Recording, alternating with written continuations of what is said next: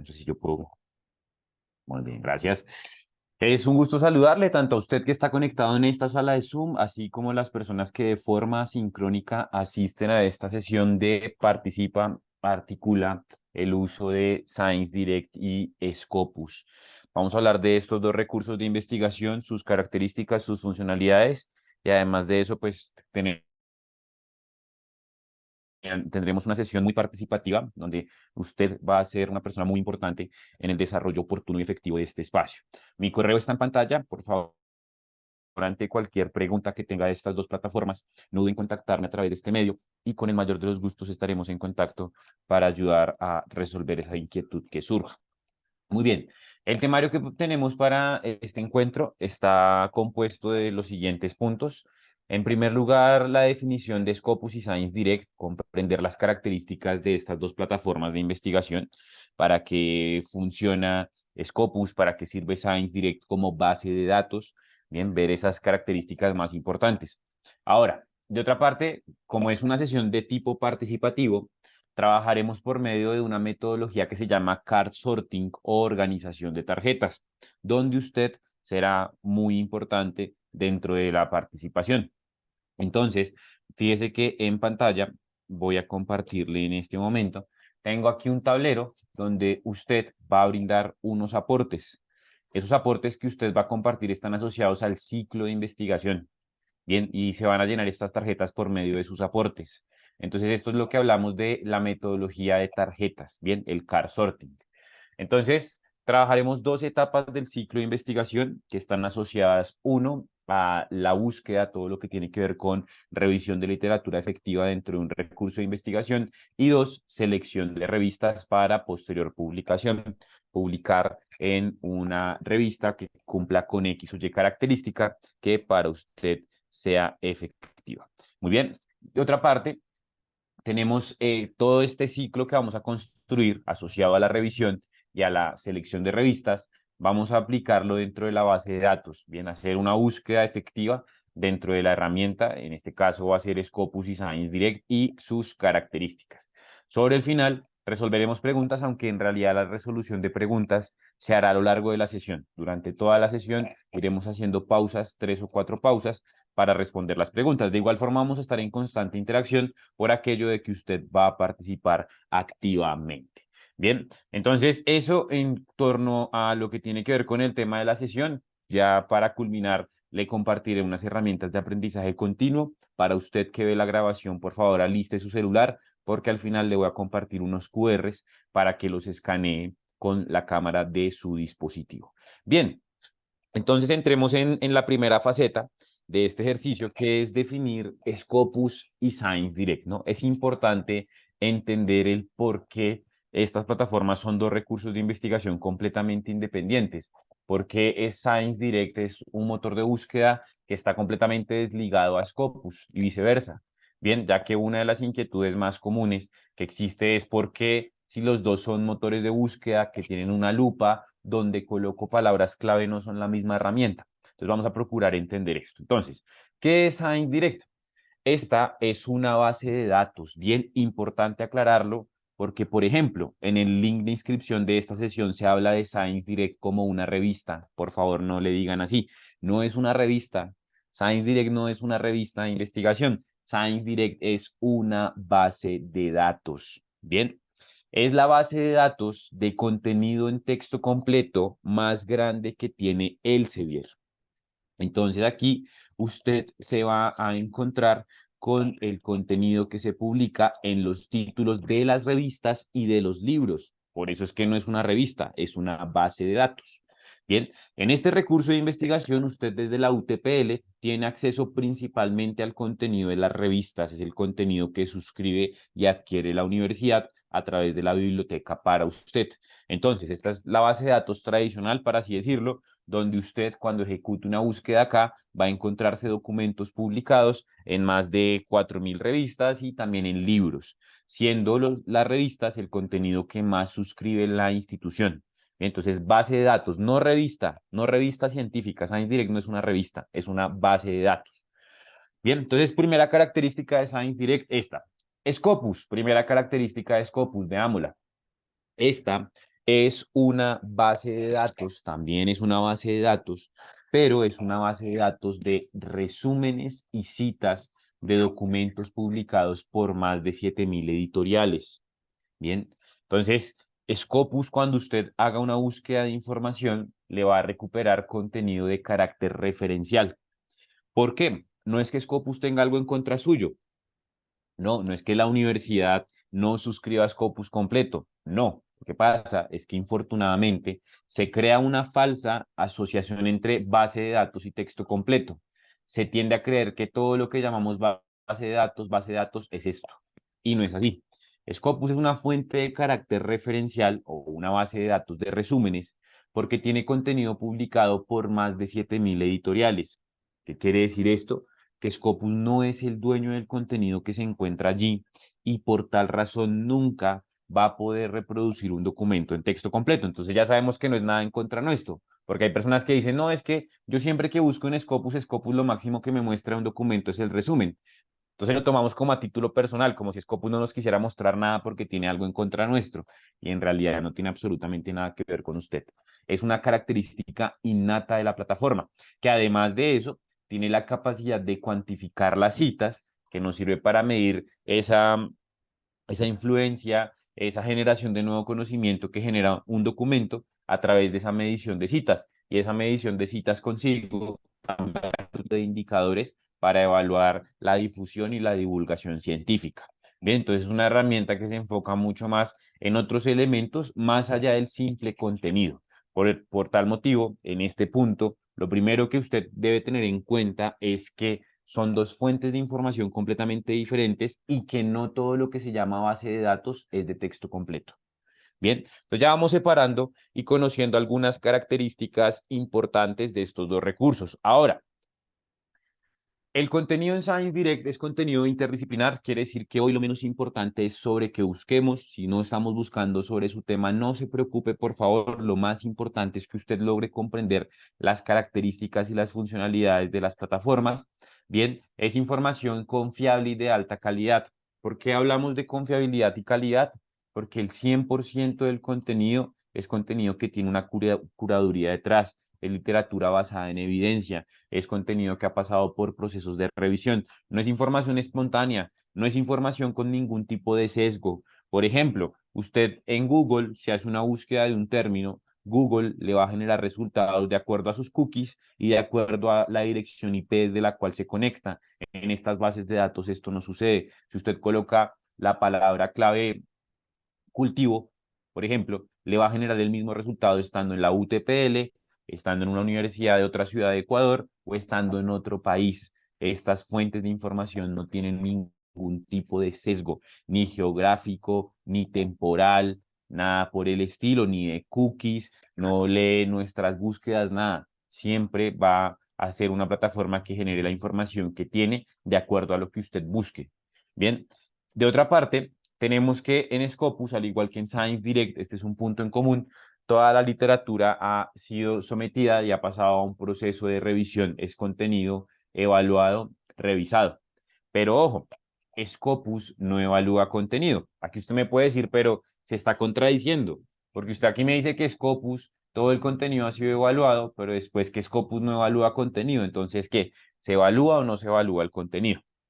Entonces, ¿a qué va este mensaje en paréntesis de Scopus no evalúa contenido? Resulta que hay una confusión que es muy general, es decir, se presentan muchas personas en diferentes instituciones y tiene que ver con la publicación en Scopus. Entonces, nos preguntan en este tipo de espacios cómo publicar en Scopus, ¿sí? Entonces, ¿cómo hago para publicar mi artículo en Scopus? O ¿cómo hago para indexar mi artículo en Scopus? Y la respuesta a esa pregunta es muy simple. Nadie publica o indexa artículos en Scopus, ¿bien? Porque Scopus no evalúa contenido, ¿bien? Scopus no revisa documentos. Entonces, Scopus lo que hace es contar con información que ha pasado por un proceso de evaluación y esa evaluación es hecha por las más de 7.000 editoriales que tienen fuentes dentro de Scopus, que tienen fuentes indexadas en Scopus, es el término correcto. Entonces, la evaluación del contenido no es hecha por Scopus. Si a usted le dicen que tiene que publicar en Scopus o le mencionan que han publicado en Scopus, lo que le están queriendo decir en realidad es que han publicado en una fuente indexada en Scopus. Bien, entonces vamos a tener en cuenta este concepto más adelante de la indexación, porque seguramente lo utilizaremos. Entonces, por eso Scopus no revisa documentos. Nadie nunca publica en Scopus, téngalo en cuenta. Bien, y por último, en ScienceDirect, además de esas características que ya hemos mencionado, base de datos, de contenido de libros y revistas, cuenta con un motor de búsqueda llamado ScienceDirect Topics, que se especializa o se enfoca en buscar términos, conceptos y definiciones. Bien, ese es el objetivo. Entonces, más allá de esto, en la base de datos, donde usted, hagamos el ejemplo, coloca la palabra cultivo, le aparecen allí un conjunto de documentos asociados a esa palabra clave. De hecho, aquí también le sugiere algunas revistas, ¿cierto? Porque es un término muy general. Entonces, más allá de esto, el motor de búsqueda de documentos, de libros y revistas de Elsevier, la base de datos, si usted se dirige a la parte inferior hasta el final de la misma, va a encontrarse con un botón que dice Explore por temática, Browse by Topic. Damos clic derecho, abrir una nueva ventana y aquí nos muestra ScienceDirect Topics, un motor de búsqueda completamente diferente. Entonces, vaya a la parte inferior de ScienceDirect. Por supuesto, siempre entre a la base de datos desde el portal de la biblioteca de la UTPL. Si no sabe cómo hacerlo, por favor, diríjase a la biblioteca para que el personal especializado le indique cómo debe ingresar a la base de datos. Bien, en las dos bases de datos, tanto en Scopus como en ScienceDirect, usted reconoce que tiene el acceso correcto porque le aparece una casita acá, una casita de institución. Bien, entonces aquí esta casita quiere decir que usted está accediendo a través de la UTPL, le tiene que aparecer acá la UTPL. Bien, aplica tanto para Scopus como para Science, aunque en Science no estoy registrado, pero ahorita lo hacemos. Entonces, entra a Science Direct, ¿cierto? Desde el portal de la biblioteca de la universidad. Se dirige a la parte inferior de la página. Vamos a la parte inferior, hasta el final y busca el botón que dice Browse by Topic. Preferiblemente, ábralo en una nueva pestaña. Bien, y aquí se encuentra con un motor diferente a este. Este es un motor de búsqueda de documentos, lo que hablábamos al principio. Motor de búsqueda de documentos en texto completo. El segundo es el motor de búsqueda de términos, conceptos y definiciones. Es decir, aquí cuando usted busque, lo que se va a encontrar son términos clave. Por ejemplo, busquemos la misma palabra clave, cultivo. Entonces, fíjese que nos aparecen conceptos que están asociados a ese término clave, ¿bien? Y que están siendo definidos desde diversas áreas del conocimiento. Puede que el mismo término esté siendo definido desde diferentes áreas, por ejemplo, coeficiente en cultivos, está siendo definido desde las ciencias pecuarias, así como desde las ciencias planetarias. Y si usted da clic sobre el término, le va a redirigir a fragmentos de documento, esto es un fragmento de documento, a través del cual se está definiendo esa palabra clave. Y aquí en la parte inferior hay más definiciones. Es decir, la base de datos va más allá del simple contenido, más allá del documento que ya de por sí pues trae mucha información, es muy relevante. La base de datos le ofrece un glosario de conceptos clave que va a ser muy importante dentro del proceso de revisión teórico, conceptual del tópico que usted esté trabajando, porque aquí, como es una plataforma multidisciplinar, se va a encontrar más de 360.000 conceptos de diferentes áreas del conocimiento. Bien, para que lo tenga en cuenta. Por último, en Scopus hablemos del objetivo. ¿Cuál es el objetivo que tiene Scopus como base de datos y como herramienta de investigación? ¿Listo? Entonces, el objetivo que tiene Scopus es, uno, rastrear. Vamos a hablar un poco del rastreo. Dirijámonos a Scopus. De nuevo, importante que siempre ingrese a la plataforma por medio del portal de la biblioteca de la universidad. Esto es completamente necesario. Y aquí se va a encontrar con el motor de búsqueda de documentos. Pero en realidad Scopus no solamente tiene motor de búsqueda de documentos. Scopus tiene 5 módulos diferentes para recuperar información. El primero de ellos es el de fuentes, donde usted encuentra todos los títulos que están en Scopus, títulos de revistas principalmente, o de publicaciones seriadas. Después tiene el motor de búsqueda o la dimensión de documentos, donde por medio de palabras clave va a buscar referencias o resúmenes de documentos publicados por más de 7.000 editoriales. Aquí tenemos la dimensión de los autores, que es para buscar los perfiles de aquellos investigadores que tienen una identidad digital en Scopus. ¿Cómo se crea esa identidad digital? Publicando un documento en una fuente indexada. Después tenemos el descubridor de autores, que es nuevo, es la nueva dimensión de Scopus, y funciona colocando palabras clave para sugerirnos autores que publiquen en ese tema. Eso, por ejemplo, le sirve si usted es parte del equipo de la revista de su facultad, le puede servir para buscar pares evaluadores. Entonces, pares evaluadores que sean del tema de psicología social. Entonces le dice, mire, estos son autores que en psicología social pueden ser pares evaluadores de su tema. Entonces le empieza a sugerir autores. Y por último está la afiliación, que es las instituciones. Entonces son 5 módulos, 5 dimensiones completamente diferentes. Para hacer una sesión solo de Scopus tendríamos que tomarnos 5 horas y no sé si todos estemos dispuestos a conectarnos 5 horas a una sala de Zoom para aprender todo lo que hace Scopus. Entonces vamos a trabajar con la dimensión de documentos para hablar un poco de lo que tiene que ver Scopus con el rastreo y la visualización. Entonces, rastreo. Usted coloca el término, coloquemos el mismo concepto, cultivo, busca, y Scopus siempre le va a dar la misma estructura en cuanto a la experiencia de usuario que se vive en la hoja de resultados. Siempre será igual para todos. Esa arquitectura web siempre estará diseñada igual. Por eso le decía, en las dos bases de datos, lo menos importante es sobre qué se busque. Lo más importante es que usted pueda, uno, conocer las diferencias entre estas dos plataformas y dos, pues sacarle el mayor provecho posible porque siempre funcionarán igual. Entonces, tenemos aquí los resultados de búsqueda, hay 570.000. Entonces, Scopus es una herramienta de rastreo. ¿Por qué? Porque usted da clic en este link que está abajo del título que dice View at Publisher y le va a redirigir a la fuente en la cual está publicado ese documento. Por ejemplo, Wiley, otra editorial completamente diferente. Aquí, View at Publisher. Entonces da clic allí y le va a llevar a la fuente, View at Publisher. Entonces nos va a redirigir, este también está en Wiley, pero es otra revista, Lantern Environmental Management Through Forestry, y este es de Harvesting Pot from Weeds. Entonces aquí empezamos a encontrar diversos documentos que han sido publicados en diferentes fuentes, ¿sí? Yo puedo organizar aquí mis resultados, por ejemplo, por el más citado. Recuerde que dijimos que Scopus cuantifica las citas de las referencias de documentos que hay allí. Entonces, igual, el documento más citado es del 2016. Usted da clic en View at Publisher y este le redirige a la fuente donde está publicado, por ejemplo, en IEEE.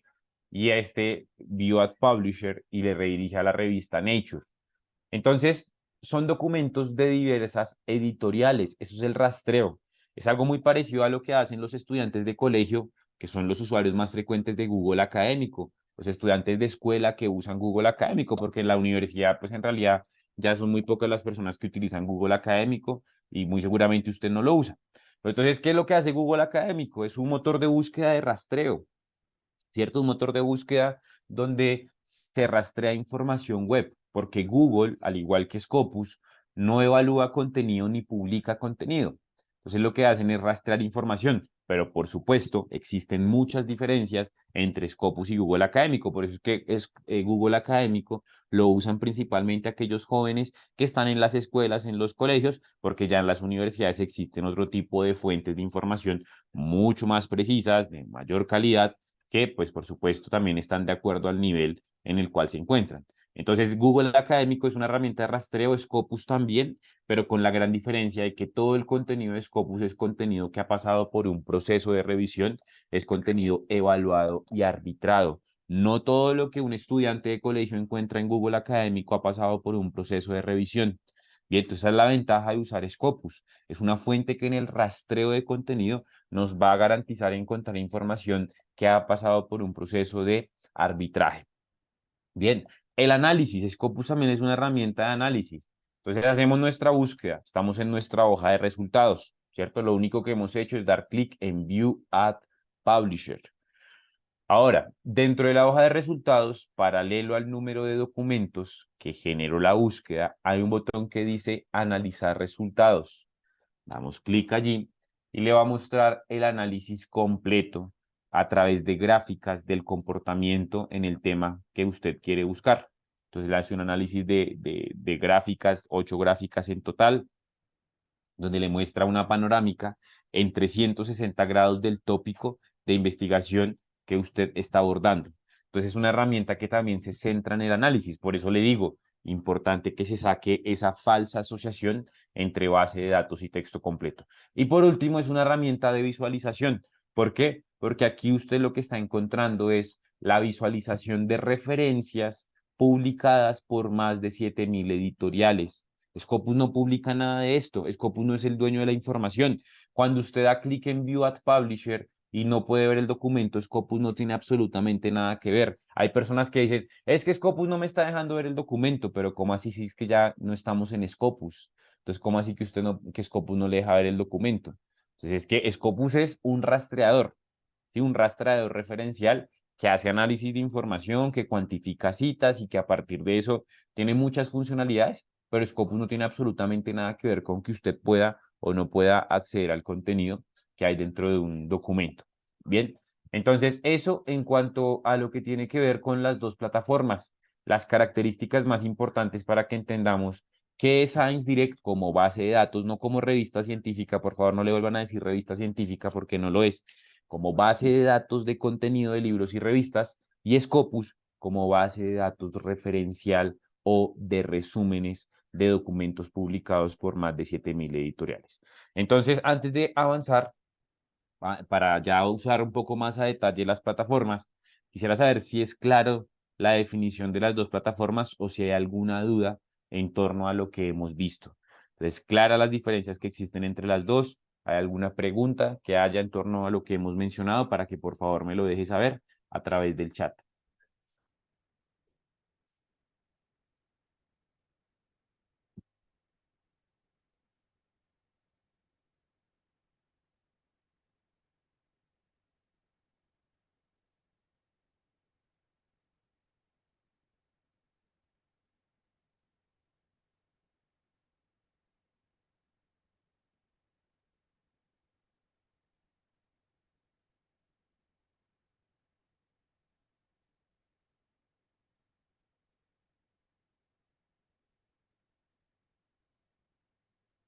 Vamos a ver.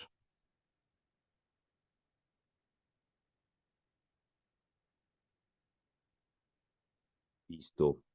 Muy bien. Por aquí tenemos, es clara la explicación. Nos dice Mónica.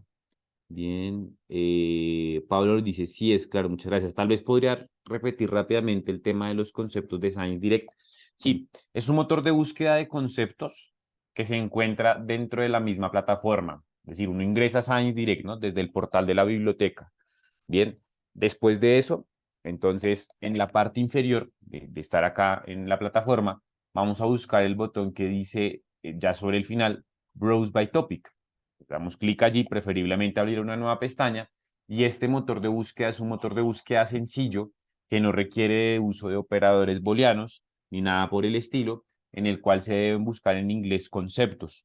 Cuando usted busca un término, busquemos el mismo concepto clave, le aparecen un conjunto de términos asociados a la palabra que colocó en el cajón de búsqueda.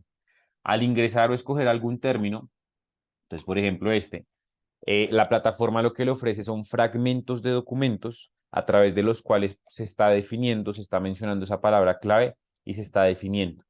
Entonces se define los términos clave del tema que estamos trabajando. Entonces eso para la construcción del marco teórico o para el entendimiento conceptual del tópico de investigación que se está abordando va a ser de gran utilidad. Bien, entonces eso en torno a lo que tiene que ver con las dos plataformas. Vale, con mucho gusto. Muy bien, entonces eso por esta parte. Ahora, eh, vamos a hablar un poco de la dinámica de la sesión. Recuerde que al inicio, en el temario y desde el título, venimos hablando de una sesión de tipo participativo. Bien, entonces vamos a ver cómo se va a participar activamente en esta sesión. Entonces, la dinámica de este encuentro está dividida en 3 puntos. El primero de ellos es la participación. Usted va a contestar los pasos que se deben seguir en una etapa del ciclo de revisión o de selección de revistas. Es decir, le voy a mostrar un poco más a detalle el tablero que le mostré al inicio de este encuentro. Usted va a tener aquí en pantalla un tablero, ¿cierto? Ese tablero está dividido en tres subtableros, por así decirlo. Entonces, el tablero naranja y el tablero azul contienen dos preguntas asociadas al ciclo de investigación. Entonces, la primera pregunta o el primer tablero, que es el naranja, nos consulta acerca de qué elementos clave se deben tener en cuenta para hacer una revisión de literatura. Entonces, usted va a responder esto. Bien. Y también está la parte de, en el segundo tablero, que se debe tener en cuenta a la hora de escoger la revista donde se va a publicar un manuscrito. Entonces aquí usted va a responder.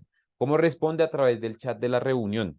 Bien, y lo que yo hago es tomar esa participación que usted tiene a través del chat de la reunión para colocarlo aquí en estas tarjetas. Entonces es como usted va aportando a la construcción de un proceso. La idea cuál es que el día de mañana venga alguien y vea este tablero y diga, yo no pude participar en la sesión, pero aquí tengo un tablero con los pasos más importantes que tengo que seguir para hacer una revisión de literatura o para escoger la revista donde voy a publicar mi manuscrito. Y el primer tablero de los tres es un glosario de términos. Hay términos que pueden ser usados mucho en este ámbito, pero que no todos lo conozcamos, que no todos sepamos qué significa esa palabra clave. Entonces vamos a tratar de construir un glosario y usted mismo se va a encargar de definir esos conceptos. Entonces una sesión que en realidad es bastante participativa. Bien, entonces eso es la participación. Recuerde que el chat va a ser el canal de comunicación más importante. Después viene la organización, que consiste en establecer un orden lógico para esas tarjetas. Es decir, estas tarjetas son una lluvia de ideas, ¿cierto? De aportes, de lo que usted considera relevante en cada uno de los procesos. Después, entre todos, también otra vez, seguimos participando, le vamos a tratar de dar un orden lógico. Entonces, bueno, las tarjetas, ¿cómo ir? Entonces, ¿qué punto debe ir antes del otro? Y así vamos a tratar de darle un sentido más lógico a este proceso. Después viene la aplicabilidad. Entonces, utilizar las bases de datos para aplicar esto que hemos organizado en estos tableros dentro de la base de datos. Entonces, bueno, ¿cómo uso Scopus y la base de datos de Science Direct para aplicar esto? ¿En qué me puede ayudar Scopus? ¿En qué me puede ayudar Science Direct también de acuerdo a lo que hemos definido en la diapositiva anterior? Y por último viene la repetición. La repetición es la otra etapa, es decir, trabajamos inicialmente con la revisión de literatura y después se repite el proceso con la selección de revistas. Bien, entonces eso en torno a cómo vamos a participar activamente en esta sesión. Entonces, ¿qué es importante? Su participación. Su participación es completamente necesaria. Bien, porque si no hay participación, pues no vamos a tener que hacer dentro de la base de datos. Entonces, no se puede excusar, por favor, en que nunca ha usado la base de datos o en que no vamos a buscar de su tema, porque en realidad eso no tiene nada que ver. Listo, aquí la idea es que sea un aporte de conocimientos de todos los presentes. Después, el equipo de biblioteca nos va a compartir el listado de asistencia, que no es firmando un link de asistencia, sino que Zoom genera un informe donde cuantifica tácita, específica, particular y puntualmente el tiempo que usted dura en sala y pues medimos también los aportes que hace para enviarle un instructivo para que descargue una constancia de participación. Bien, entonces pues la idea es que pueda participar para que la constancia en realidad sea efectiva, ¿no? Tengo una certificación de participación porque participé, no porque me conecté, sino por participar efectivamente en la sesión. Muy bien, entonces esa es la dinámica. No sé si hay alguna pregunta en torno a la dinámica de la sesión.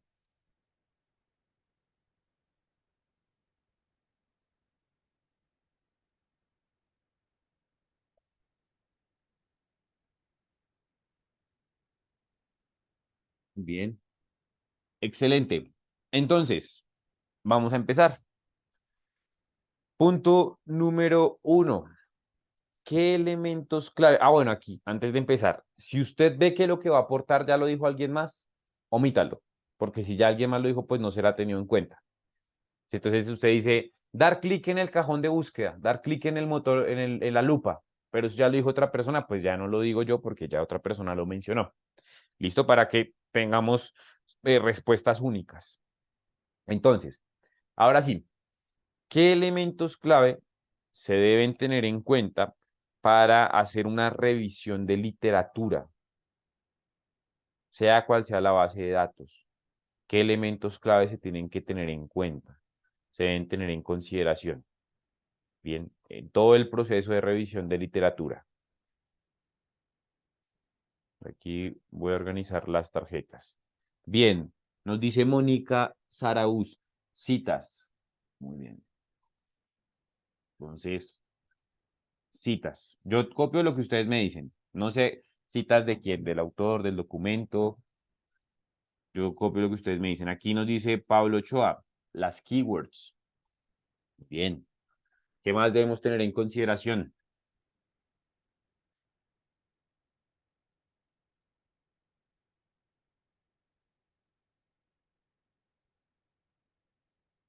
Delia Sarita me dice el tema que deseo investigar. Bien, vamos a agregarlo acá. Tarjeta número 3. Yo las voy enumerando para que ahorita que las organicemos, ustedes me digan el orden. Entonces, primero debe ir la 3, después debe ir la 5, después debe ir la 2, después debe ir la 1, etcétera. Bien. María Jiménez dice, tener claro mis objetivos de búsqueda. Bien. Pues por acá está, número 4. Mónica Sarauz dice, el número de vistas del documento. Bien. Pues por acá. Temporalidad de búsqueda, años, nos dice Pablo Ochoa. Bien. 6. Listo, muy bien.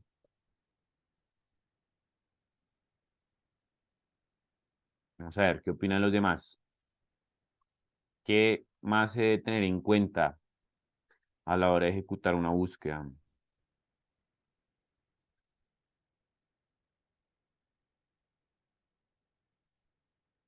Vamos a ver. Dani Armijos no ha participado. Gustavo tampoco. Catherine Cueva tampoco. Bien. El impacto de la revista. Nos dice por acá María Romero. ¿Qué es el impacto de la revista? Llevemos un primer término al glosario. Nuestro glosario. ¿Qué es el impacto de la revista? O sea, usted le dice a alguien, revise el impacto de la revista. ¿Qué es eso? Vamos a definirlo. Entonces, para ustedes, ¿qué es el impacto de la revista? Este es nuestro primer término para definir en el glosario. Impacto de la revista. ¿Eso qué es?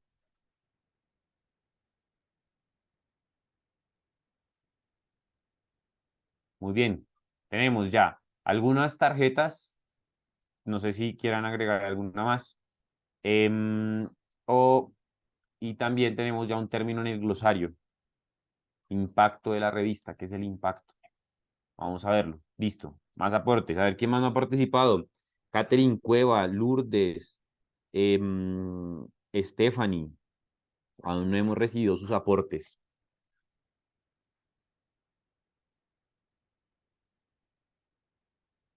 Listo. Por aquí nos dicen publicaciones del autor o coautores. Muy bien. Esta será la tarjeta número 8. Listo. Ahí está, agrandarlo un poquito más para que sea mejor. Muy bien. ¿Alguna tarjeta más?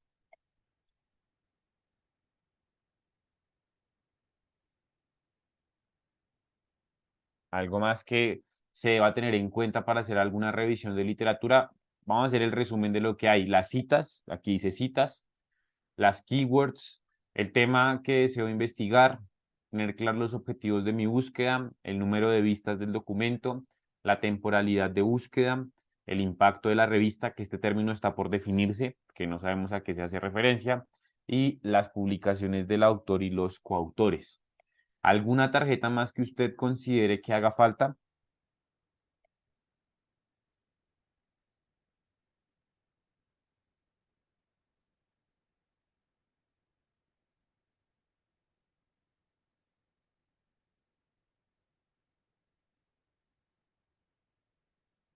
Esperemos unos segundos. Listo. El número de citas del documento, nos dice Dani Armijos. Bien, entonces, el número de citas del documento. Muy bien. Excelente. A ver, ¿qué más nos hace falta? ¿Alguien más? Si ya no nos falta más, entonces nos vamos al glosario a definir el término clave. que tenemos por definir, que es impacto de la revista, que nos lo compartió María Romero.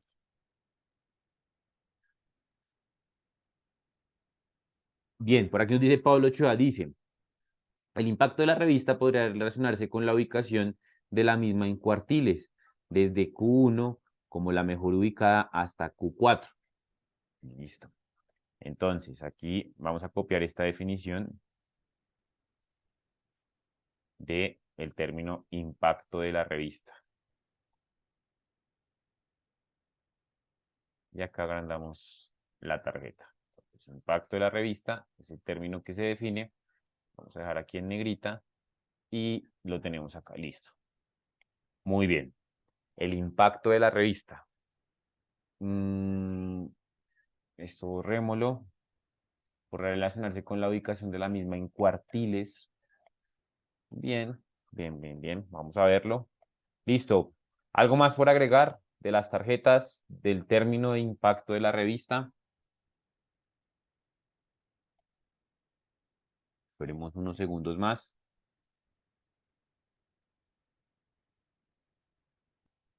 Muy bien. Creo que no. Listo. Entonces, hablemos del orden de estas tarjetas. Entonces, démosle un orden de la siguiente manera. Cada tarjeta tiene un número propio. Entonces, vamos a tratar de darle una ubicación de acuerdo al contenido a cada uno de esos números. Entonces, ¿qué tarjeta debe ir en primer lugar? La 7, la 10, la 9, la 2. ¿Qué tarjeta debe ir en primer lugar?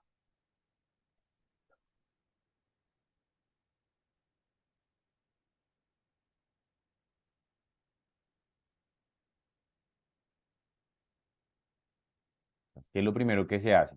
El tema que deseamos investigar. El 3, por aquí nos dijeron en el chat y por micrófono. Entonces, el tema del que deseamos investigar. Listo, muy bien. Entonces, ahí las dos personas que han contestado coinciden en que esta es la primera tarjeta. Muy bien, ahora, ¿cuál debe ser la siguiente? Recuerden darme el número de la tarjeta, me queda más fácil cuando me dan el número. La 10, la 3, la 20, el número. La 4 nos dicen por acá.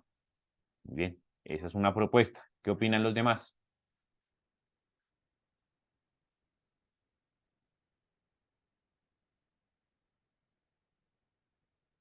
A ver, ¿qué opinan los demás participantes? Por ejemplo, Gustavo Maya, ¿qué opina? ¿Cuál debe ser la siguiente?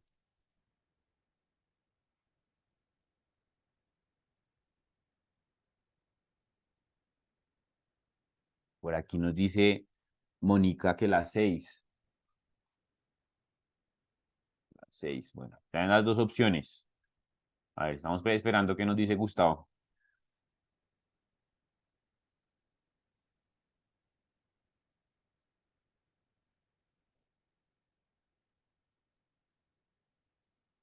Tenemos dos opciones, la 6 y la 4. Si usted quiere proponer otra, Gustavo o Catherine Cueva también le puede ayudar.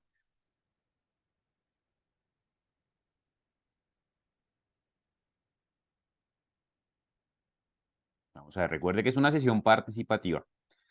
María Romero dice que la 6. Bien, entonces vamos a acomodarla acá porque ya tiene dos votos. Pablo Ochoa nos dice que la número 2. Esta es las keywords. Bueno, tenemos tres opciones. Entonces, tenemos la opción de la temporalidad de la búsqueda, ¿cierto? Establecer un periodo de tiempo. Bien. Las palabras clave y tener claros los objetivos de búsqueda. Bien. Entonces, ¿qué tal si asociamos los objetivos a esto? Entonces, los objetivos son definir periodo de búsqueda, establecer las palabras clave. Y con esto sintetizamos las tres tarjetas en uno solo. Porque ¿cuál es el objetivo de la búsqueda? Encontrar información. Pero ¿qué criterios va a utilizar para encontrar esa información? Bueno, voy a usar estas palabras clave, ¿cierto? Estos términos clave, documentos solamente que sean documentos seminales del tema, es decir, de los primeros años que hablen de ese tópico, ¿cierto? Entonces usted establece eso dentro de los objetivos. Entonces aquí unificamos esas tarjetas. Fíjese que ahí las podemos unificar. Entonces, tener claro el tema de investigación y después definir los objetivos, definir elementos como periodo de búsqueda y establecer las palabras clave. Muy bien. Entonces, ya tenemos las dos primeras tarjetas. Aquí están las que nos faltan por organizar. La 1, la 7, la 8, la 9 y la 5. Muy bien. ¿Cuál sigue?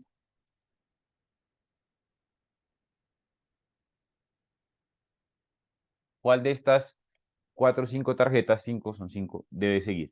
Entonces nos dice Dani, la número 8 es una sugerencia. Vamos a ver qué sugieren los demás. Delia nos dice que la 8 también. Bien,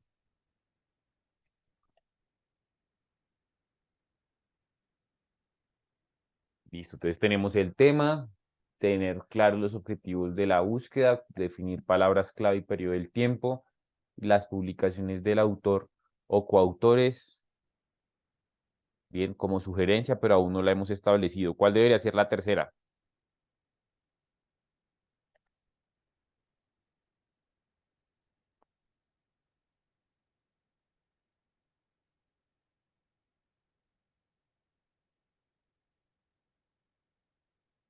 Bien. ¿Nadie está en contra de esta? ¿Todos de acuerdo? Nos dicen por acá que la 7, el impacto de la revista. Bien, esperemos a ver un rato más, a ver si hay alguna otra sugerencia. Vamos a ver, alguien que no haya participado, por ejemplo, Stephanie Lucero. ¿Cuál debe ser la siguiente?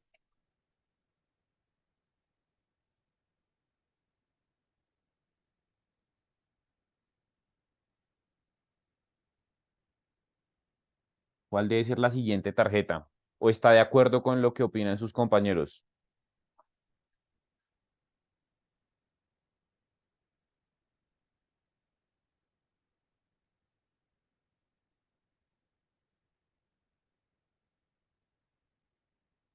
Bien, ¿no? Stephanie no vino. Bueno, entonces nos vamos a quedar con la 8 porque pues, de 14 personas solamente 2 participaron y pues dijeron que la 8. Listo, muy bien. Siguiente, ¿cuál debe ser la siguiente? Entonces, usted dice que las publicaciones del autor o coautores, ¿cuál debe ser la que sigue después de eso?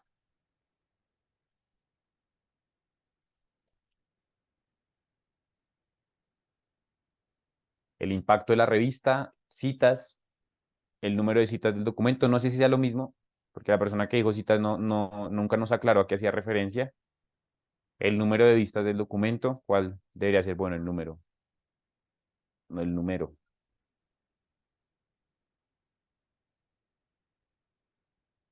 Bien, por aquí tenemos.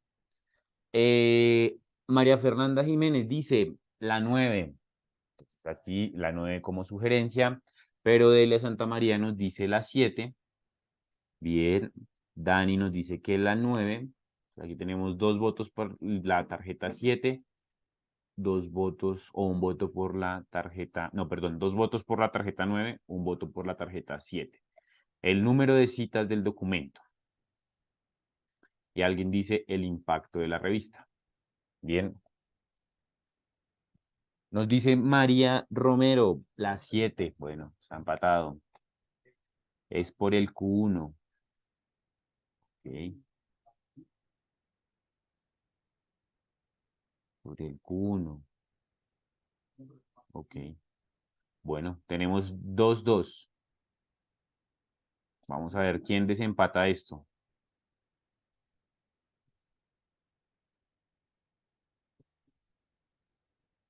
¿Cuál punto se debe tener en cuenta acá?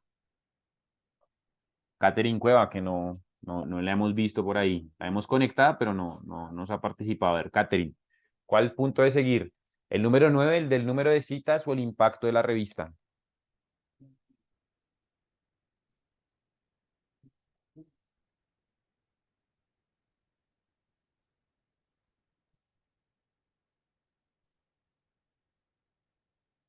A ver, esperemos a que Catherine nos responda y nos debe ver. Entonces, por aquí nos dice Mónica, ¿cuántas veces el documento fue considerado para ser citado? Eso se refiere a citas. Eh, ¿cuántas sí, veces el documento fue considerado para ser citado? ¿Cómo así? ¿Cuántas veces el documento fue citado? Ah, ok, usted hace referencia exactamente a lo mismo de las 7, es decir, esta tarjeta sale. Es la misma 9, el número de citas del documento. Ok, listo, ya lo entendí, gracias. Muy bien, vamos a ver, tenemos 2 votos por el número de citas del documento, 2 votos por el impacto de la revista. Vamos a ver, estamos esperando la respuesta de Catherine Cueva para que nos diga, pues, cuál debe ser la tarjeta que sigue.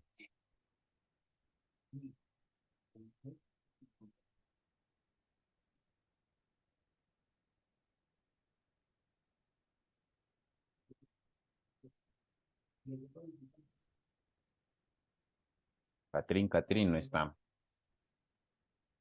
A ver, no está Catherine. Bueno, alguien que no haya participado mucho, a ver, que nos diga. No participen porque les decimos que hay que participar, participen porque recuerde que esto no tiene calificación, no se preocupe, no hay ningún problema.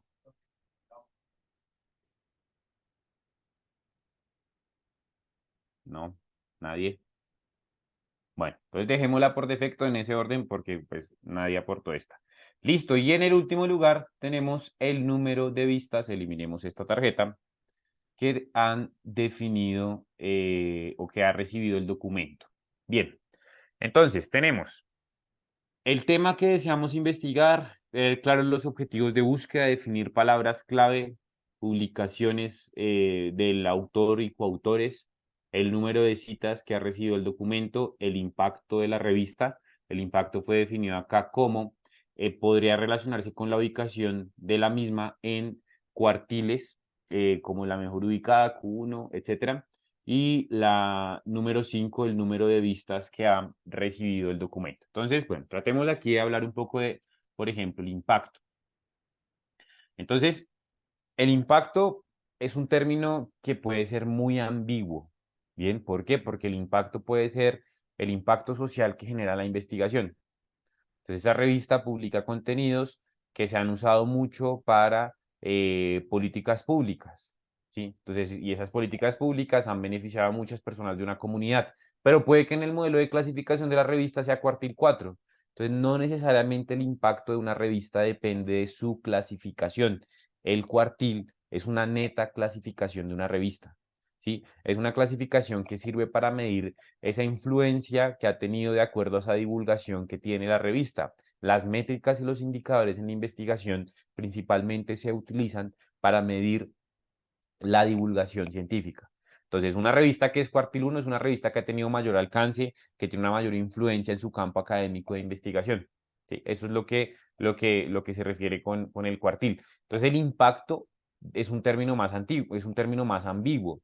Entonces, si usted habla de cuartiles, entonces tal vez no tiene que hablar necesariamente de impacto, sino que puede hacer referencia a la clasificación que tiene la revista. Bien, clasificación, me quedó todo en mayúscula, de la revista. Entonces, dice, ¿en qué está clasificada la revista? Porque el impacto no es solamente la clasificación, ¿sí?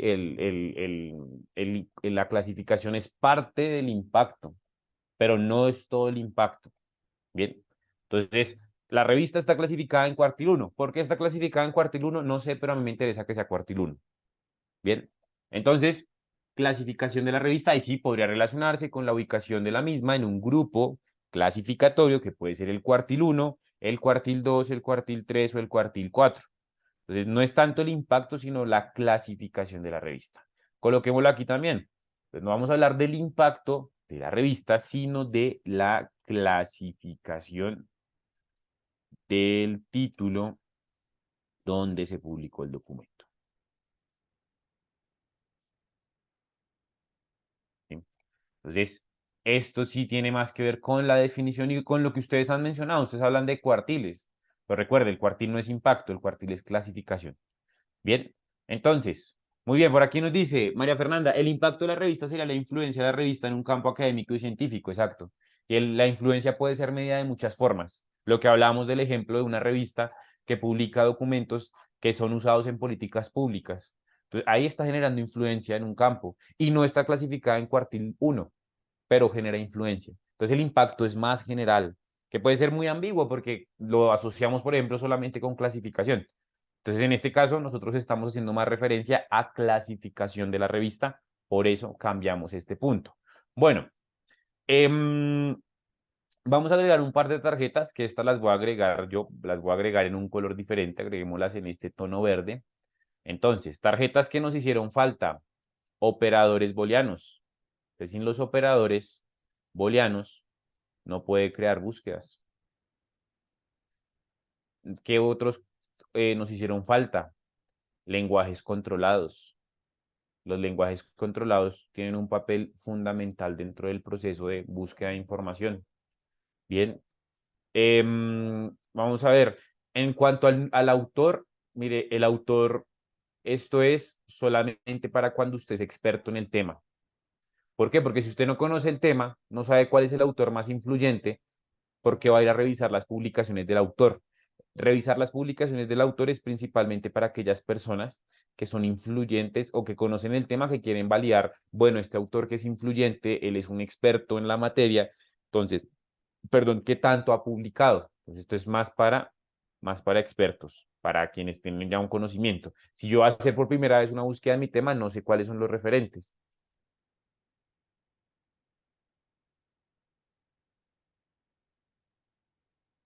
Listo.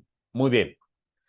Entonces, estos dos elementos hacen falta acá que pueden añadirse, por ejemplo, previo a la búsqueda. Vamos aquí a colocar estas tarjetas por acá y esta por acá.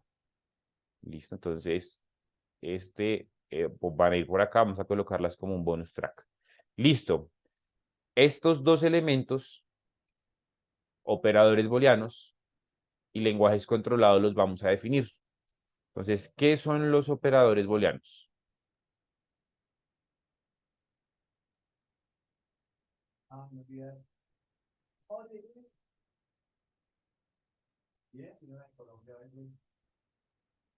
Operadores booleanos y la otra que vamos a definir son lenguajes controlados. ¿Qué son los lenguajes controlados? Vamos a verlo, ya usted seguramente está anotando la definición de esto.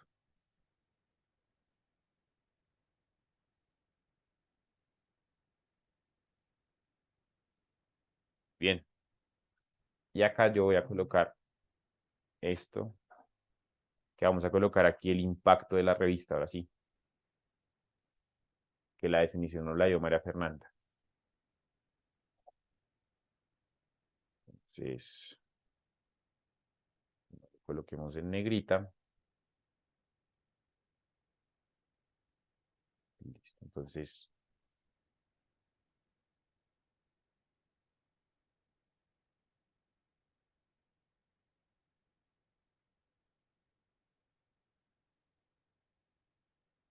listo, que yo estoy arreglando las tarjetas para que nos quede mejor. Listo. Entonces, por aquí nos dice, Delia Saritama, ya nos dice que son los operadores booleanos. Entonces nos dice, mire, los operadores booleanos sirve para unir palabras.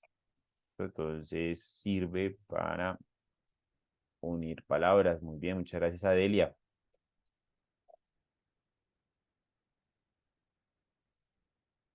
A ver, muy bien. Vamos a ver, hay otro aporte, ya lo vamos a ver. Agrandemos aquí. Listo, vamos a ver qué más nos dice. Nos dice María Jiménez, los operadores booleanos son operadores lógicos de búsqueda y filtración de la información para unir y delimitar la información. Muy bien. Entonces por aquí ya tenemos un aporte que nos sirve para complementar la definición que ya tenemos. Entonces sí, son conectores lógicos, ¿cierto? Que nos ayudan a conectar, vincular o unir palabras clave y esta unión de palabras clave nos sirve para delimitar o para ampliar. Delimitar o ampliar, ampliar la información. Listo. Ahora, ya creo que tenemos definidos operadores booleanos. nos faltan lenguajes controlados. ¿Qué son los lenguajes controlados?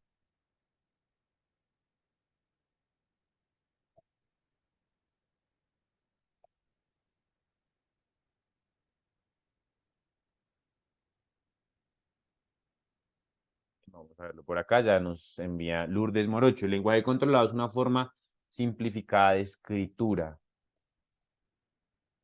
Vamos a ver más, qué más nos aportan por acá.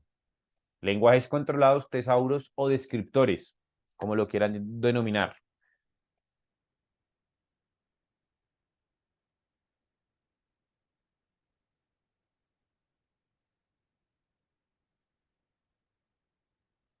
Bien, vamos a ver. Tenemos aquí una de lenguaje controlado, es una forma de escritura simplificada. Pero simplificada en torno a que tratemos de redondearla un poquito más, mi estimada Lourdes, de darle un poquito más de forma, porque simplificada en torno a qué o comparado con qué. Bien, vamos a ver.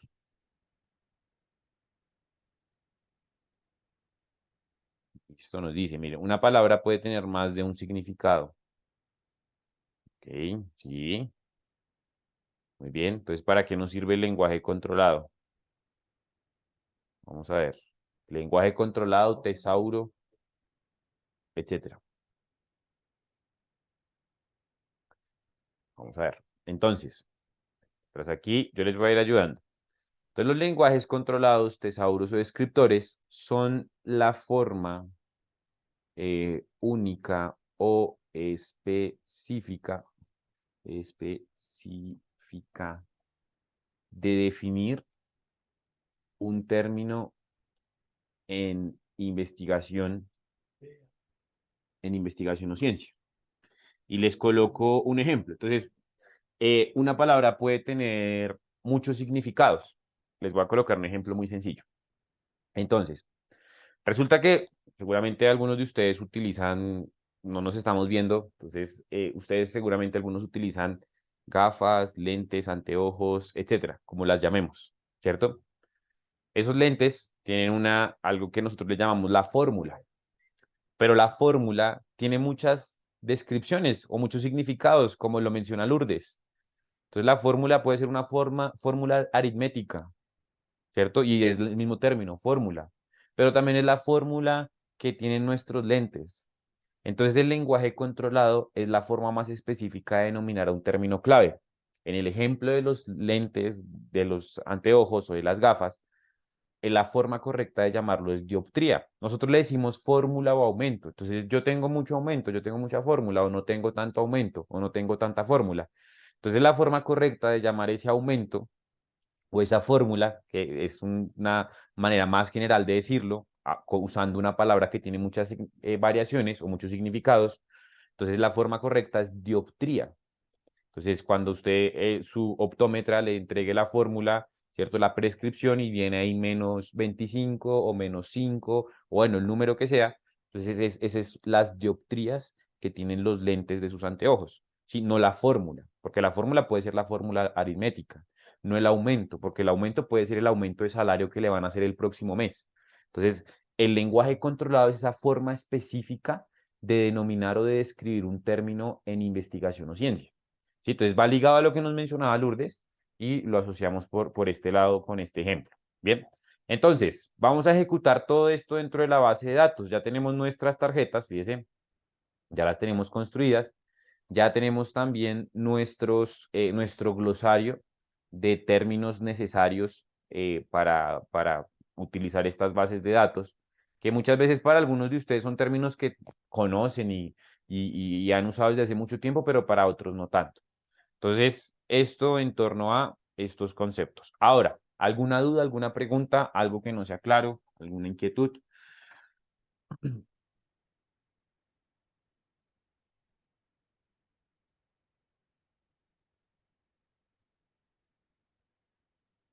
Bien, esperemos unos segundos y si no, continuamos y empezamos a ver cómo aplicar esto. Aquí ya tenemos el glosario, los elementos clave y vamos a ver cómo lo aplicamos dentro de la base de datos.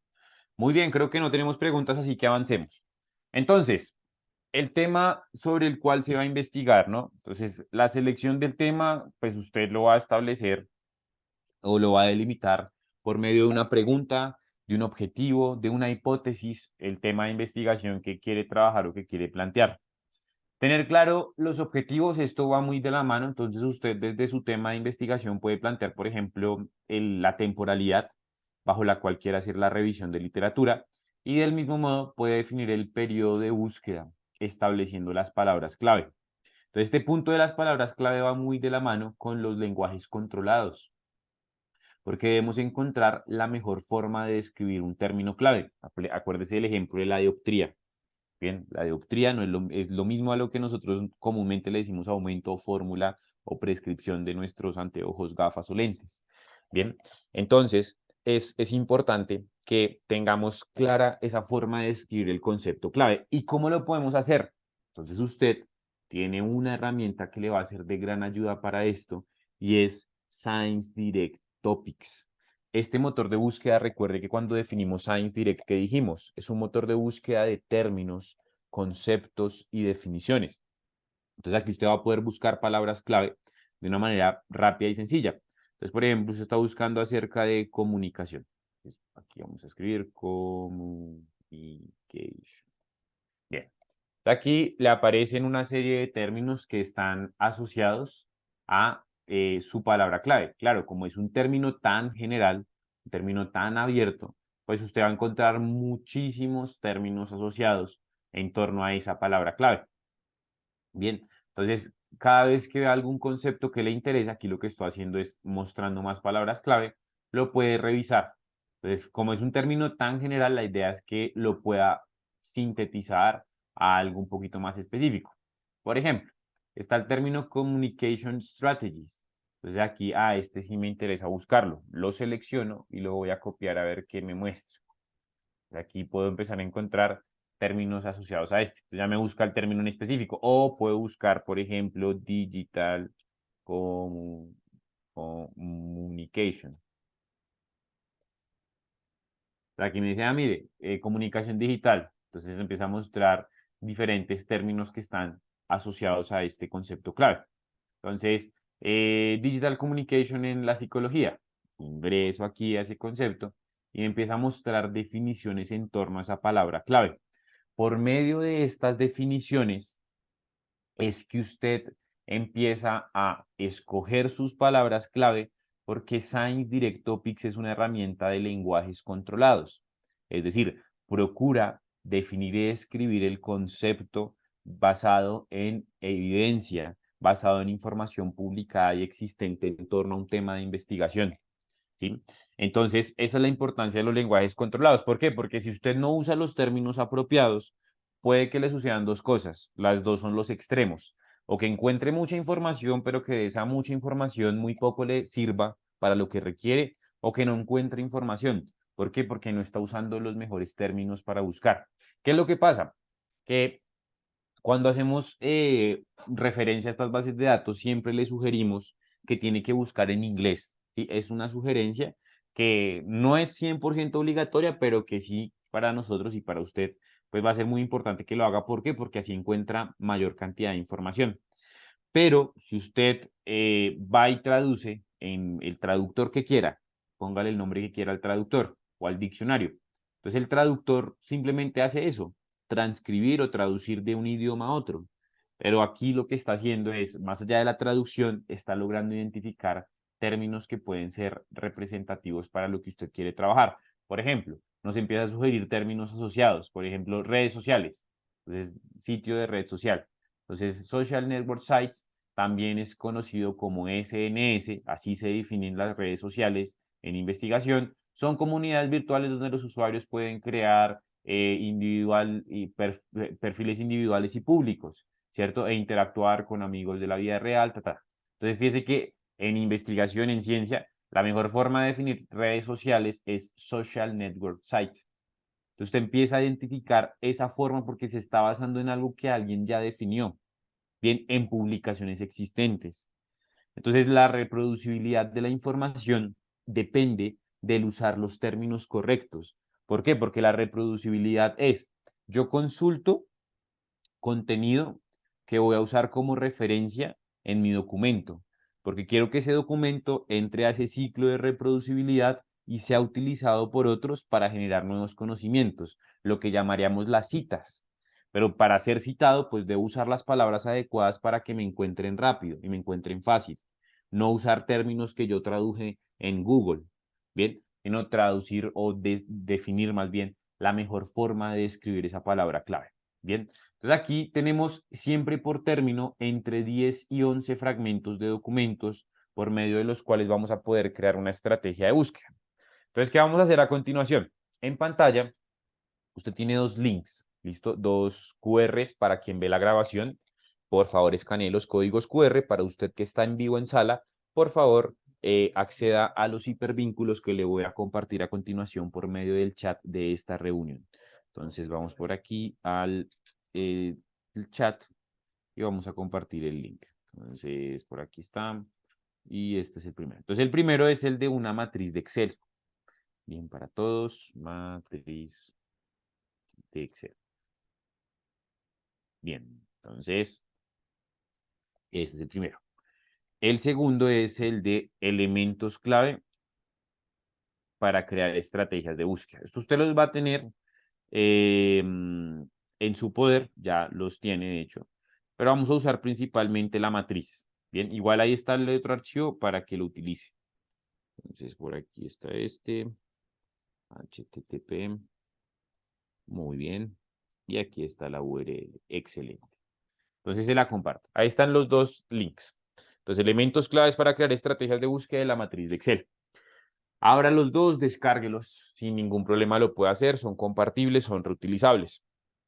Entonces, usted lo que va a hacer es, una vez abre este link, que es el de la matriz, este es el que abrimos y el que vamos a utilizar en este momento, va a descargarlo en la parte superior izquierda. Bien, allí descargamos este link y ese link, pues vamos a abrirlo desde un Excel. Entonces usted en su computador va a abrir esta matriz de Excel para crear una estrategia de búsqueda. Entonces abre el link, descarga el Excel y fíjese que aquí ya está el Excel desde mi computador. Ya aquí quedó descargado. Aquí lo tenemos. Habilitamos su edición y lo ampliamos. Entonces con este archivo en Excel vamos a seguir las instrucciones. Las instrucciones están en una barra de color azul que usted ve acá. Pues aquí hay una barra de color azul con instrucciones, aquí hay otra barra de color azul con otras instrucciones y una tercera barra de color azul. Entonces en cada barra de color azul va a colocar el, el término según se sugiere. Dice, entonces, agregue máximo 10 palabras clave que describen el tema. Usted dice, mire, yo tengo un término que es el de Social Networking Site. Entonces, voy a usar este término acá como término adecuado, redes sociales. Entonces, lo traigo, lo copio y lo pego. Listo. Si su palabra clave tiene más de dos términos, póngala entre comillas.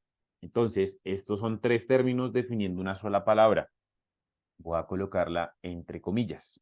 Bien, enter. Siguiente. Entonces resulta que dentro del Social Network Site, Social Networking Site, dice que hay una acrónimo CNSS, ¿cierto? Entonces este término lo voy a copiar y lo voy a traer como un sinónimo. Entonces siga las instrucciones. Segunda barra de color azul. Escriba hasta 5 sinónimos que correspondan a cada una de las palabras clave puestas arriba. Recuerde el uso de las comillas. Como es un término suelto, no requiere el uso de comillas. Coloco el término y sobre la derecha, en esta celda, fíjese que se va creando la estrategia de búsqueda. Entonces, búsqueme el término Social Networking Site o SNS. SNSS. Es la forma correcta. Busque cualquiera de los dos. Recuerde que cuando definimos los operadores booleanos, ¿qué dijimos que eran? Son conectores lógicos que sirven para delimitar o para ampliar. Bien, delimitar o ampliar la información. El que amplía la información siempre será el OR, que es el que usamos para sinónimos. El que delimita la información es el AND. Entonces aquí me va a buscar todo lo de redes sociales, pero yo quiero que busque todo lo que hay en redes sociales asociado a el ciberbullying. Entonces búsqueme asociado al ciberbullying en redes sociales. Entonces tengo el término como segundo concepto. Entonces mi tema de investigación que planteé aquí es comunicación digital, ¿cierto? En comunicación digital, pero es el ciberbullying o el bullying virtual que se hace a través de redes sociales a niños, por ejemplo, o adolescentes. Entonces puedo colocar aquí el término adolescentes. Entonces coloco el término y fíjese cómo va creando la estrategia de búsqueda. Entonces, bullying en redes sociales para adolescentes. Ese es el tema de investigación que usted delimitó acá. Pero ya aquí estableció unas palabras clave y las buscó en lenguajes controlados. La mejor forma de describir ese concepto. ¿Para qué? Para crear una estrategia de búsqueda eficiente. Bien, para generar una ecuación de búsqueda. Entonces el Excel le ayuda a crearlo más fácil. Si usted no conoce los operadores booleanos, abra el segundo link que le compartí, el de los elementos clave. Y allí, en ese segundo link, aquí está toda la información de todo lo que debe tener en la cuenta para crear estrategias de búsqueda efectivas que se pueden usar en una base de datos. Entonces aquí tiene esa información ya propia de las bases de datos, que es un operador booleano, qué otros elementos se usan, por qué se usan otros elementos. Entonces estos dos archivos son complementarios. Bien, entonces vamos a tomar esta estrategia de búsqueda y la vamos a pegar en Scopus. Copiemos la celda, aquí le dice copie la celda, no el texto, entonces siempre copie la celda y la va a pegar en Scopus en este caso. Entonces cuando pegamos esa celda en Scopus, vamos a eliminar la búsqueda anterior, vamos a buscar por medio de documentos y vamos a colocar aquí nuestra ecuación de búsqueda. Entonces, pegamos la ecuación de búsqueda, no se ve nada, es completamente normal. Simplemente damos clic en buscar, no se preocupe, ya ahí le van a aparecer los resultados y aquí tenemos el número total de documentos. Aquí está bullying adolescente. No, cyberbullying adolescente, sí. Listo. Entonces nos recuperó 60 documentos. Bien, entonces, ¿qué podemos hacer? Entonces, solamente 60 documentos. Vamos aquí al costado izquierdo. Bien, sobre la izquierda, usted va a buscar un filtro. Aquí están todos los filtros, pero va a buscar un filtro en particular que se llame keyword o palabra clave. Entonces va a dar clic en el botón que dice ver todas. En este filtro de keyword va a identificar las palabras clave que usan quienes publican el tema. Por ejemplo, está el término bullying. Entonces tengamos ese término como un término más. Entonces tenemos cyberbullying o bullying como sinónimo. ¿Por qué? Porque es una palabra que han usado los autores de 35 documentos, se han usado esa palabra clave. Entonces, que vamos identificando un término que pueda ser representativo, lo vamos a trabajar. Social media. Entonces vamos a tomar este término y lo vamos a traer como un posible sinónimo. Entonces, ¿sinónimo de qué? De redes sociales. Entonces, ¿qué es lo que estamos haciendo aquí? Construir una estrategia de búsqueda o mejorar nuestra estrategia de búsqueda. No nos estamos quedando con los primeros 60 documentos que aparecieron como resultados, sino lo que hacemos es mejorar la estrategia de búsqueda usando las palabras clave que me está dando el mismo Scopus. La base de datos, es decir, ScienceDirect y Scopus o las bases de datos, son insumos que nos sirven para mejorar nuestras búsquedas. Eliminemos esta búsqueda, peguemos la nueva ecuación, demos clic en buscar y la base de datos seguramente va a cambiar el número de resultados. Porque me está cambiando acá el término adolescente? Creo que el término bullying me quedó mal escrito y el término no es SRNS, sino SNS. Esto. Listo. Y vamos a ver cómo nos va. 424 resultados. Entonces tenemos bullying o... aquí no está cyberbullying. Cyberbullying. Y tenemos 424 resultados. Vamos a ver con cuánto nos quedamos ahora. 630. Entonces fíjese que primero fueron 70. Entonces no se asuste cuando no sean tantos. Busque sinónimos. Los sinónimos son muy importantes dentro de la búsqueda. Palabras clave y sinónimos. Tienen un papel fundamental dentro del proceso de búsqueda. Bien. Y vamos generando nuestra ecuación de búsqueda para, entonces, revisar las publicaciones con del autor o los coautores. Bueno, esto es para expertos en el tema. Entonces, usted lo que puede hacer es, mire, irse a la izquierda, pues tiene su hoja de resultados. Y a la izquierda dice, el autor que más publica es Moreno.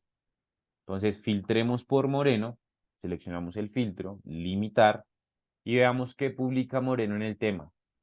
Entonces, Moreno publicó 10 documentos, ¿no? Entonces, de Moreno, revisemos aquí a ver qué ha publicado.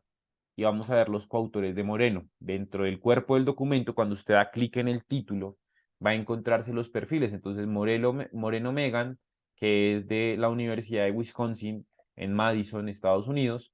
Cuando usted entra aquí, le muestra con quién ha trabajado. Ha trabajado con Gower Aubrey y es de la Universidad también de Wisconsin, pero también trabaja con Britain Heather, que es de la Universidad de Ottawa, en Ottawa, Ontario, Canadá.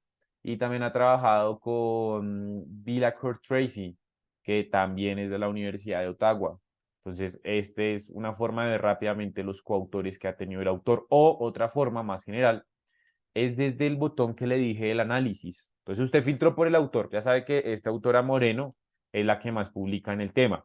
Entonces va a buscar aquí el botón de análisis de resultados de búsqueda, paralelo al número de documentos que le generó la estrategia, y va a buscar la autora en el gráfico. Entonces va a buscar el gráfico de autores, documentos por autor. Entonces la coautora con la que más trabaja Moreno es Radesky, y después sigue Skelkin. Entonces, usted quiere ver quién es Radesky, entonces da clic sobre Radesky y aquí le muestra el perfil de ese autor o autora que es de la Universidad de Michigan y que tiene un total de 82 publicaciones en fuentes indexadas en Scopus. Entonces empieza a hacer un análisis de coautorías basado en el análisis del autor. Pero recuerde, si usted no sabe cuál es el autor referente, asume aquí que el referente es el que más ha publicado. ¿Sí? Pero ya usted determina qué criterios usa para identificar cuál es el referente del tema. El número de citas del documento. Entonces usted encuentra diferentes indicadores para medir los documentos. Dentro de ellos está el número de citas. Cuando usted hace una búsqueda, puede decirle a Scopus, organíceme el documento por el más citado, y aquí le muestra el número de citas. El número de citas le sirve para identificar qué tanto se ha reusado el contenido de ese documento para generar nuevos conocimientos, ¿no? Entonces hay 1088 artículos que han usado el contenido de este para generar nuevos conocimientos, pese a que es un artículo del 2011, ya de más de una década, ¿sí? Entonces usted empieza a hacer ese análisis de información. Por supuesto, las citas no siempre son sinónimo de positivo. Puede que este artículo tenga 1088 citas, pero de esas 1088, 1086 sean citas negativas, que eso ya es algo que no se puede cuantificar o medir de forma general. Ya es algo que usted tiene que hacer y validar, bueno, si están citando por algo positivo este documento o no. Bien, entonces las citas no siempre lo asocie con lo positivo. No necesariamente porque un artículo tenga muchas citas, quiere decir que es muy influyente en el tema. Puede que lo estén citando porque están proponiendo alguna teoría diferente, algún resultado diferente, algún método diferente al que genera este autor de este documento. Entonces es fundamental tenerlo en cuenta, sacarse la asociación de creer que todas las citas son positivas. ¿Cómo usted puede ver en Science Direct las citas? Pues vamos a Science Direct a hacer una búsqueda. Entonces copiamos nuestra estrategia, la vamos a pegar acá, ejecutamos la búsqueda. En Science Direct, bueno, aquí me toca iniciar sesión. Entonces voy a iniciar sesión y aquí vamos a copiar esta búsqueda.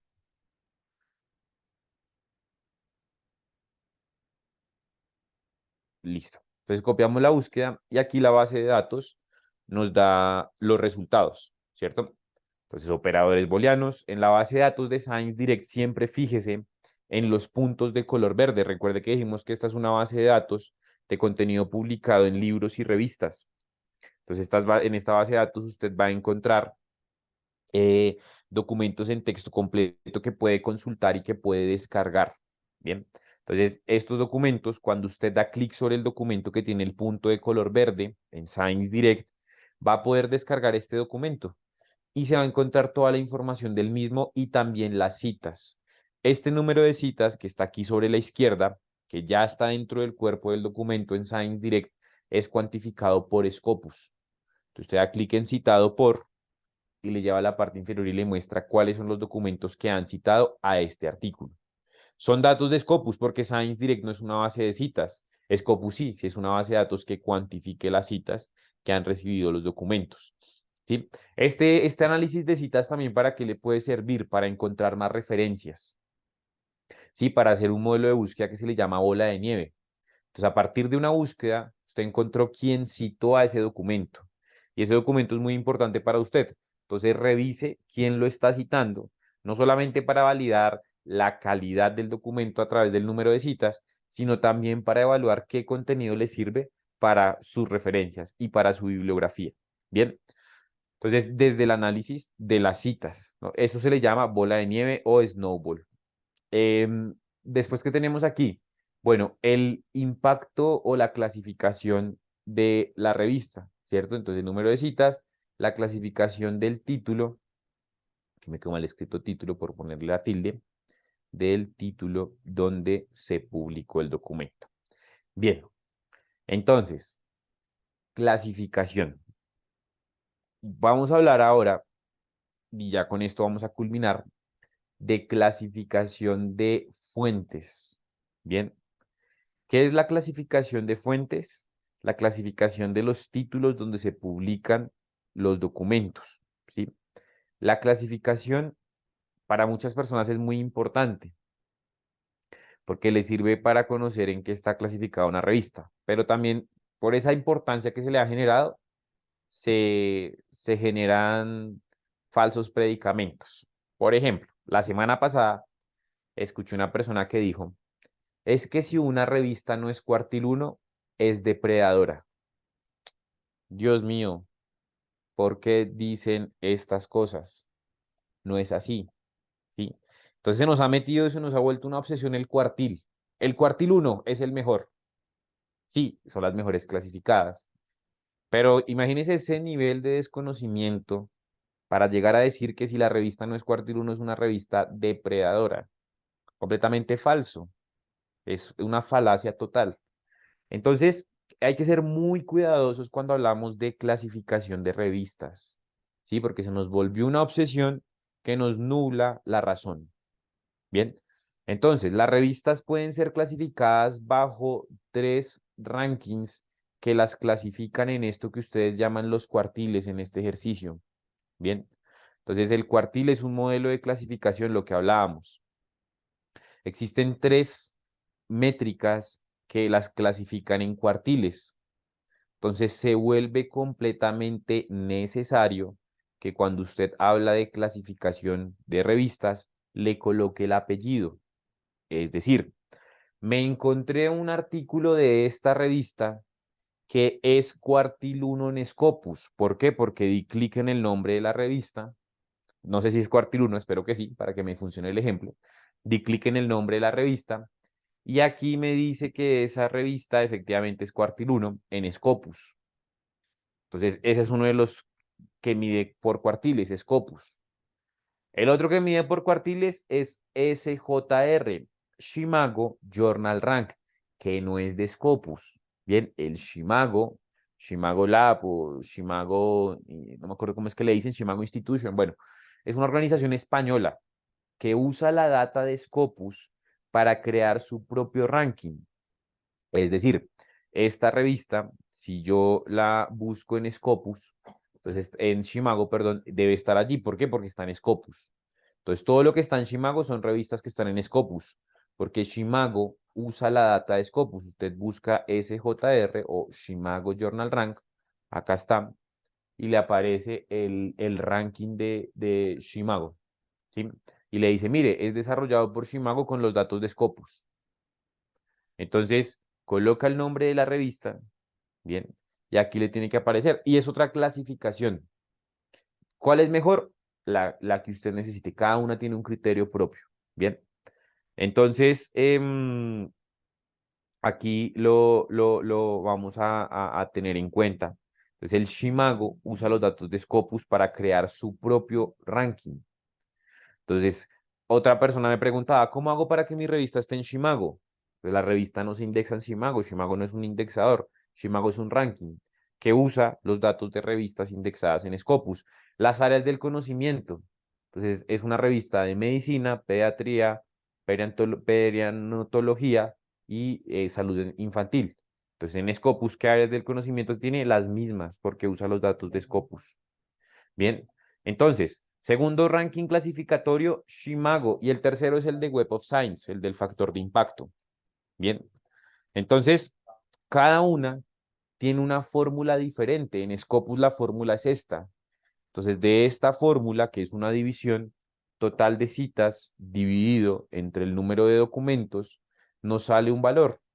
Y ese valor le da un ranking a la revista según su área del conocimiento. En este caso ocupa el lugar 4. En Shimago ocupa otro lugar. Aquí nos dice que, a ver, ¿dónde está por aquí el ranking en el área del conocimiento?